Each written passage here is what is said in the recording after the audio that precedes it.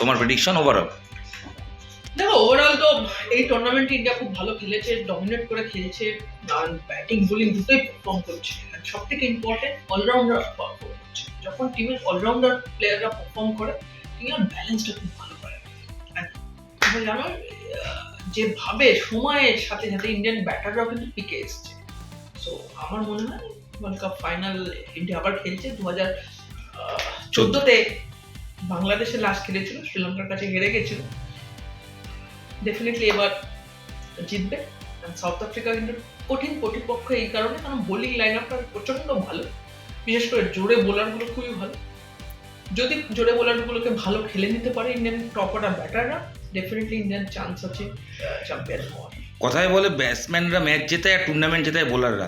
Outstanding bowling করছে বুমরা, সঙ্গে কুলদীপ, অক্ষর, ভারতীয় বোলিং। এরকম বোলিং প্যাকেজে কোনো টিমে নেই যেখানে স্লো বোলার এত ভালো, তার সাথে সাথে এখনো জাদেজা তার নিজের বেস্ট অফ ফর্মে আসেনি, বাট অক্ষর প্যাটেল সেই কাজটা করে যাচ্ছে।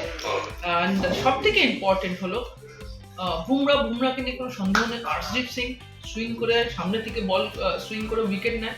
এইরকম কমপ্লিট বোলিং ইউনিট পৃথিবীতে এই মুহূর্তে কোনো টিমের কাছে নেই। আমি সবসময় বিশ্বাস করি যে টিমের বোলিং লাইন আপ স্ট্রং হবে তারা কম্পিটিশন জেতে। একটা জিনিস বলে রাখি, বড় প্লেয়াররা কিন্তু বড় স্টেজে গিয়ে পারফর্ম করে। গতকালকে কিন্তু ভালো ছন্দে আসছিল, ভালো শট খেলতে শুরু করেছিল, কিন্তু একটা বল যেটা ভালো কোয়ালিটি ডেলিভারি বলে আউট হয়েছে, এরকম না বাজে শটে আউট হয়েছে। অ্যান্ড সেকেন্ডলি 2007-এর বিশ্বকাপ দেখো, 50 ওভার্স ওয়ার্ল্ড কাপে গ্রিলক্রিস্টের ফাইনালটা মনে রেখো। ফাইনাল ম্যাচে গিয়ে 150 রান করেছিল শ্রীলঙ্কার সাথে।